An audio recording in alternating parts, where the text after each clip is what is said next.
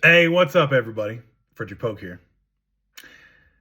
So I got something for the folks that voted for Trump based on he was going to remove taxes on tips, or they voted for him because he was going to remove taxes on overtime, or they voted for him he was going to remove taxes on Social Security. Well, the House bills come out, and to quote Malcolm X, "Oh, you been had.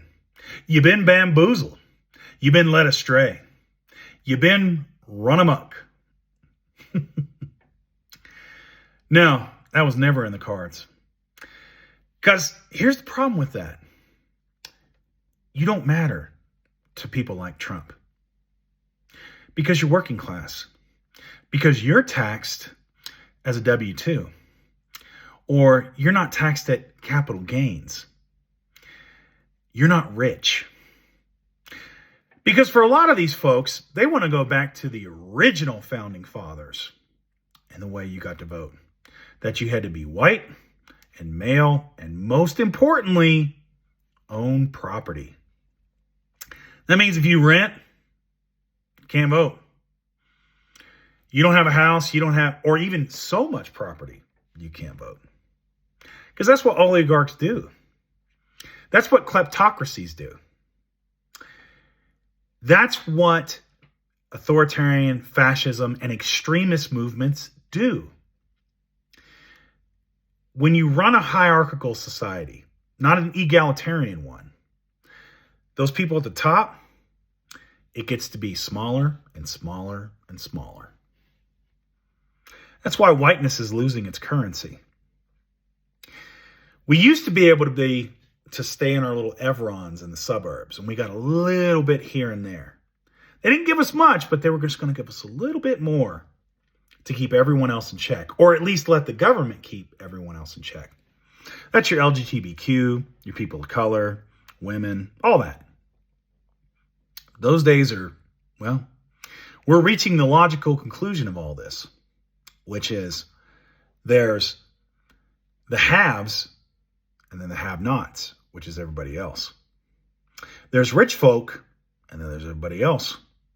There's people that have access to the dictator or the party, and then everybody else. And we're expected to take whatever we get. And whether it's bad food, or worse health outcomes, or shorter lifespans, or worse living conditions, or less representation in our government, all that, we're just expected to suck it up. And that is the vision they want for America. Now, you've got some Republicans that are going on the record that are like, whoa, I don't know, this might be bad. But they're not going to take a strong stance. Not when it comes to voting.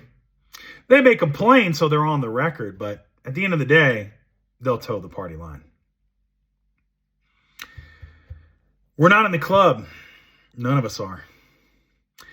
You might be a white male and think you're in the club, but you're not. You might think, oh yeah, I've got the secret hall pass where I'm going to get rich. Nope. We're not in the club. And in fact, the club is for sale only to rich people. Donald Trump proved that on his Middle East trip.